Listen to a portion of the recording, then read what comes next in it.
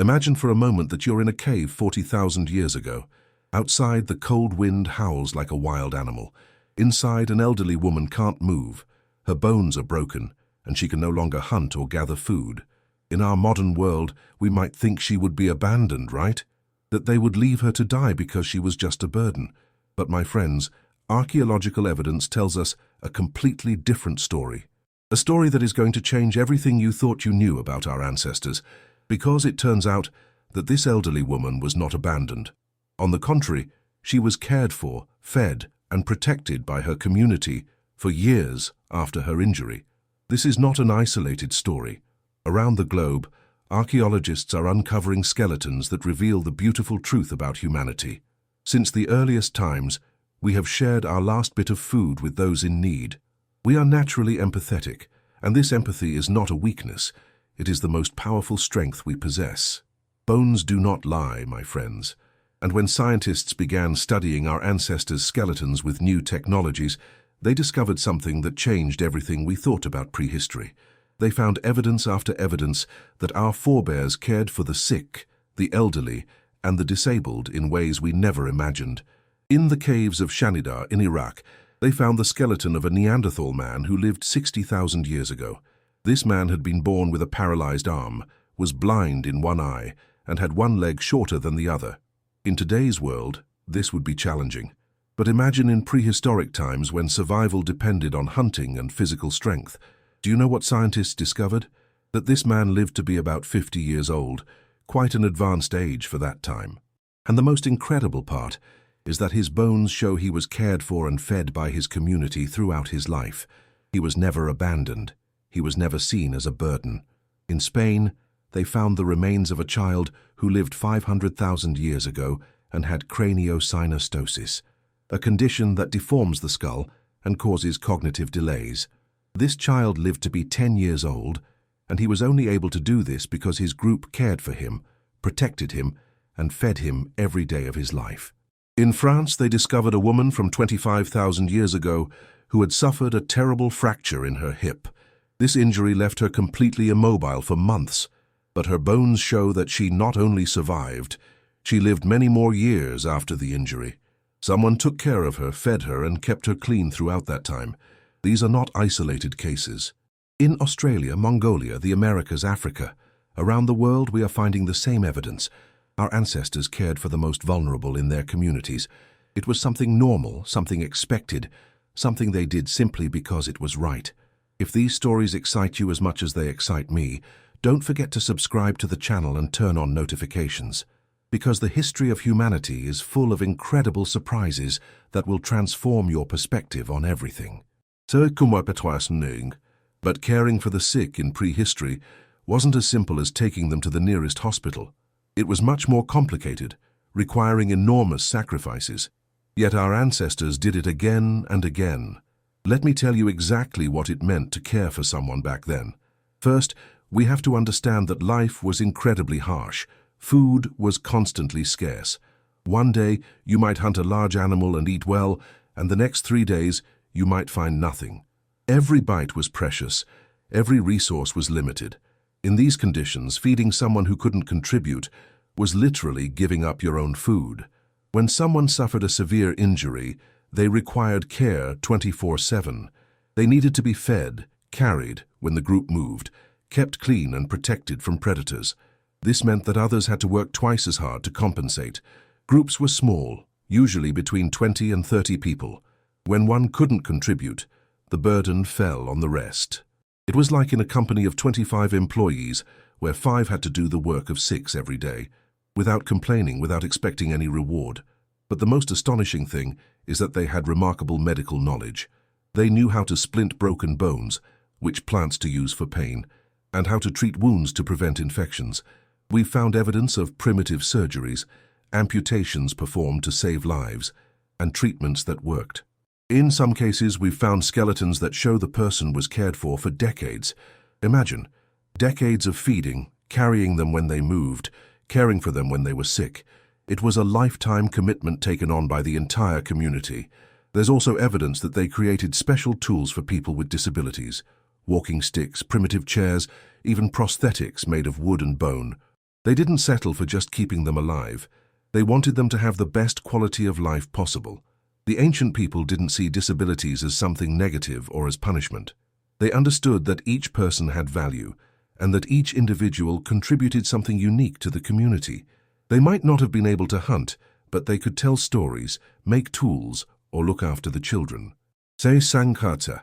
Now here comes what will really blow your mind. These acts of compassion were not just emotional impulses. They were part of a complex social system that our ancestors developed to survive. Empathy was not a luxury, it was a survival strategy. Our ancestors understood something that we sometimes forget, that we are all vulnerable. The strongest hunter could get injured tomorrow. The most skilled gatherer could fall ill next week. The healthiest person could become old and frail. Caring for the vulnerable acted as a form of prehistoric social security. When you cared for someone who couldn't contribute physically, that person became the living memory of the group. The elderly and disabled were the walking libraries of the community. They knew where to find water in times of drought, remembered which plants were poisonous, and understood animal migration patterns.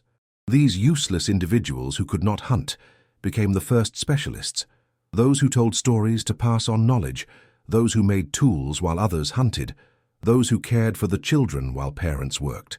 The community didn't support them out of pity. They did so because they were valuable.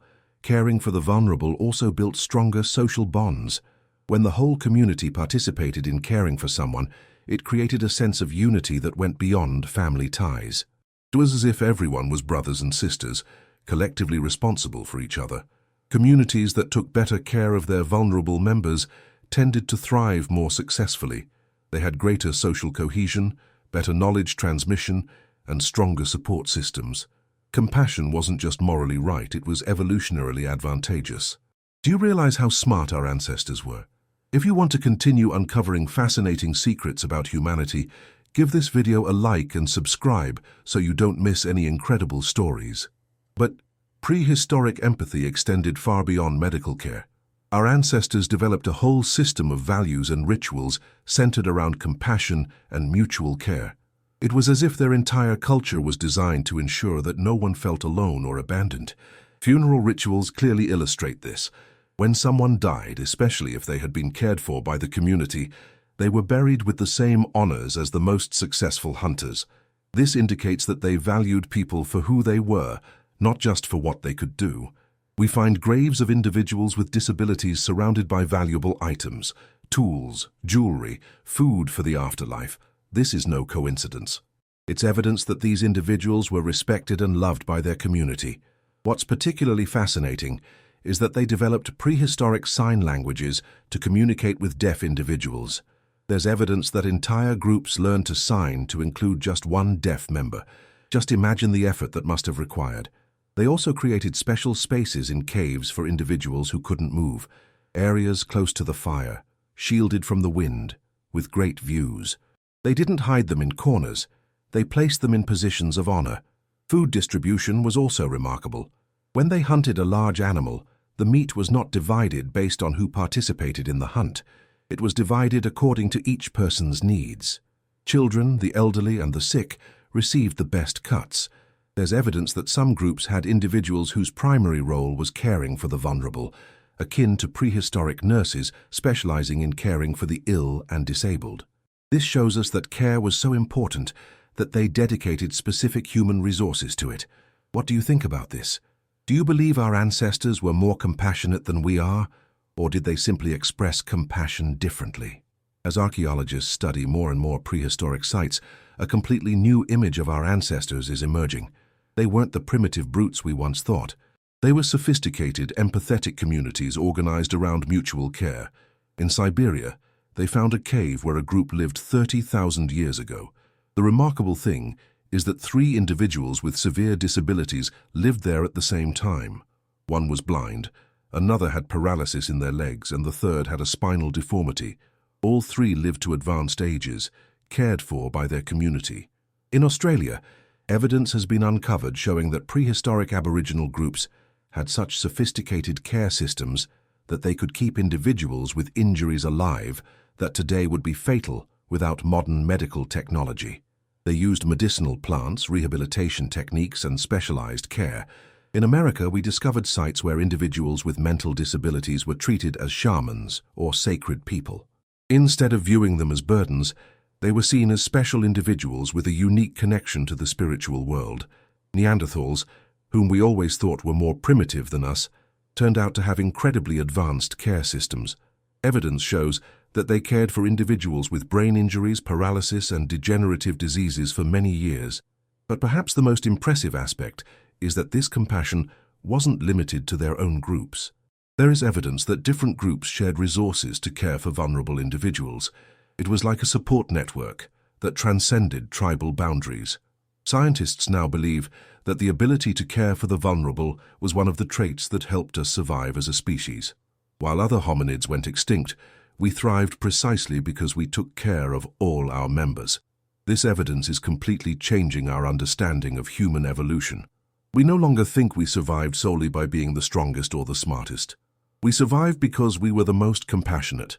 If this content is shifting your perspective as much as it is mine, share this video with your friends and family. These stories need to be told because they remind us of the best in humanity.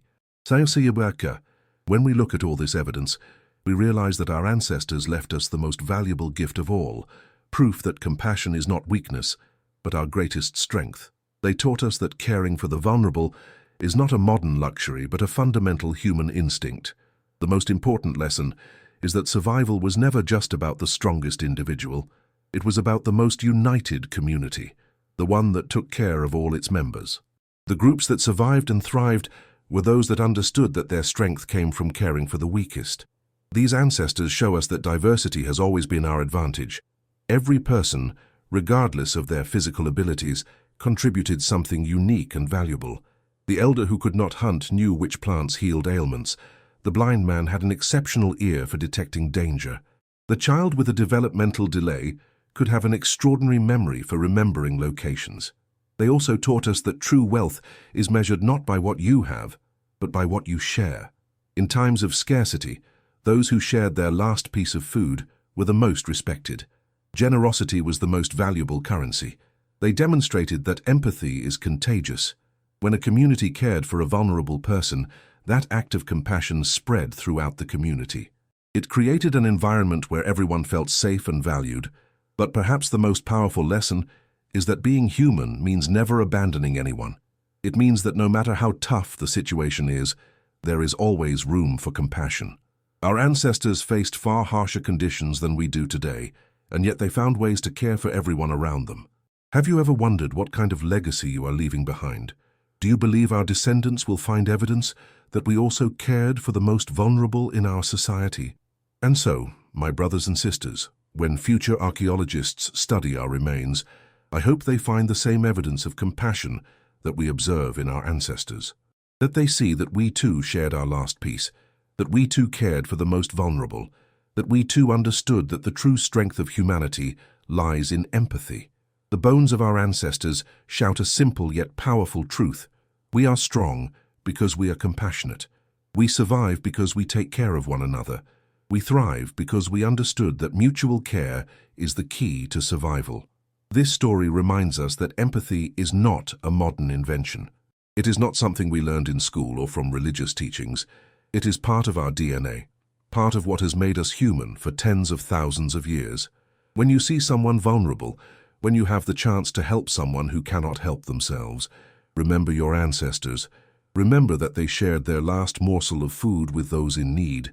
Remember that they cared for the sick for decades without expecting anything in return. The next time the world seems harsh and lacking compassion, remember these stories. Remember that kindness is not weakness. It is the strength that has brought us this far. Remember that we are the descendants of the most compassionate people who ever lived. Bones do not lie, my friends, and they tell us that for as long as history has been recorded, humans have shared their last piece with those in need. That is our true nature, and that is the most valuable legacy left to us by our ancestors.